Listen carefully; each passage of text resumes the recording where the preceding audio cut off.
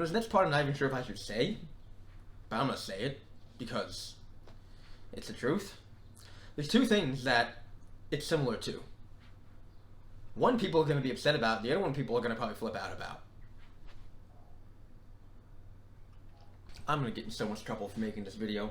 And it's probably going to be one of my most edited videos because I know I'm going to go on too many rants and I'm going to need to chop this down. Because I probably would make a video that lasts about an hour long on this. But I need to try to keep it as concise and close as I can. The whole Roe versus Wade overturn that just happened. You know, I didn't really mind about it at first when I heard about it, but then I started talking about it with some people, and I started seeing what people were saying online about it, and now I'm a little outraged at it, because I can't believe that I can't believe what we're talking about, and that we're having this discussion. I can't believe we're trying to justify the slaughter of children. I can't believe that with everything that's going on in the world nowadays, we're trying to justify murdering children. And especially Christians that are trying to justify that it is okay to murder children just because they have not come out of the womb yet. And you know, the only reason why we're trying to do it is because people do not believe that it is an actual human life when it is in the womb. They try to convince themselves that it's not human, that it's a clump of cells, that it's a fetus, that it's just, you know, I don't even know what they call the stuff. I don't even know what defenses they try to use. They call it anything but a human being. They will convince themselves that it's anything but human to convince themselves that it's okay to slaughter it, that it's okay to tear it apart and to murder it. And you know, some people will say, oh, well, we need to still allow abortions because of cases of rape. Rape is a horrific act. It is horrific for someone to do that to another human being. But how, in God's name, does murdering a child make her feel any better? How is killing a human life going to make that pain go away? If you had a husband and wife with a 1-year-old child, and he started beating his wife, so she filed for a divorce, but the amount of beatings were so severe that she figures, you know, to make myself feel better from the beatings he gave me, I'm going to kill my child. I'm going to kill my 1-year-old child to make myself feel better. The argument of abortion for rape it's one of those things that trying to justify murder because someone got raped it does not make any sense. Like, you cannot defend that standpoint at all. You can't defend murdering somebody because someone raped you. You can't do it. I am not saying it's not I'm not saying it would be easy to carry a child in that situation. How will it make it any easier to deal with that situation by killing the child? The only reason why people are okay with abortion is because they have convinced themselves that it's not a human life. You know, this next part I'm not even sure if I should say, but I'm gonna say it because it's the truth.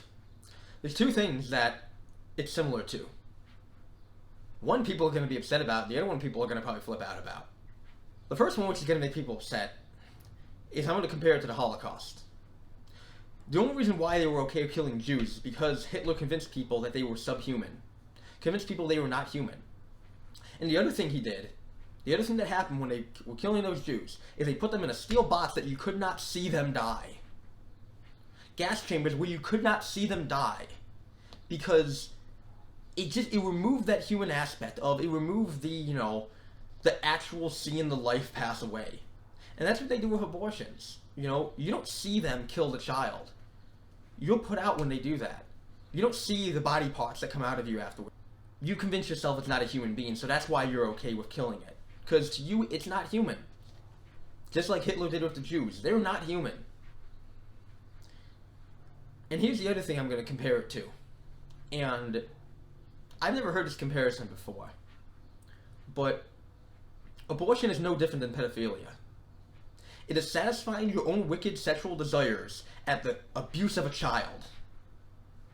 A pedophile will abuse a child because he wants to have his own perverted sexual desires fulfilled. The same way people commit abortions because they want their own sexual desires fulfilled and they do not care about that child's life. They would rather kill the child so they could go on fulfilling their own pleasures than take responsibility for what they're doing. Because you are satisfying your own sexual perversions at the cost of a child. You disregard that child in the equation. Because you are so deceived by the devil, you are so deceived by Satan, that your own pleasure is that important to you that you are willing to murder to keep having it. Like, I don't understand how Christians, and even people who aren't Christians, have convinced themselves this is okay. Like, we have deceived ourselves so much. We are trying everything we can to cover our eyes to what is going on right now. We would rather keep a friendship than telling the truth. People don't want to say their views on it. Christians don't want to say their views because I might lose a friendship. Oh, I have a friend who had an abortion. You'd rather have a friendship than submit yourself to God? You'd rather go against God than go against another sinful human being? Like, you really want to go that way. You really want to go against God just to keep your friendship with another sinner. Is God that small to you? Is God really that insignificant to you? I guess so, because your child's insignificant to you. Your child's it's an inconvenience. Now, the church definitely should step up and help people that are single mothers, help people that have gone through rape. The church should definitely be here for these people. This is what the church is for. It's not to get a bigger building. It's not to host a pizza party. It's to help people with real issues.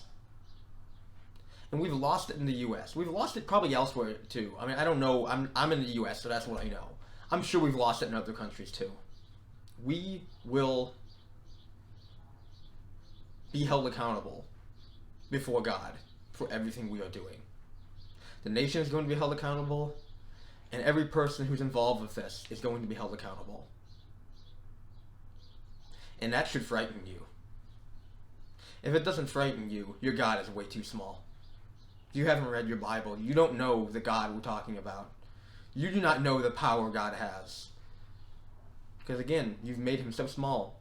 You don't read your Bible. You just hear the nice peaceful God that people talk about on TV. The nice loving God that everyone tries to convince you God's only love. You're killing his children. We're murdering God's children. And we don't care. We don't care. Because we've convinced ourselves they're not human. We've pulled the wool over our eyes. Yes. Just because something's legal should not matter. If they make murder legal, that should not matter. Just because there's a law doesn't make something right or wrong. You can't look to a law to define your morals.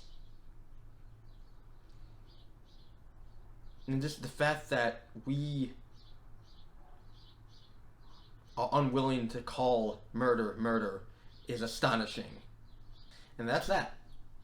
That's my rant. And Lord willing, I'll see you all later.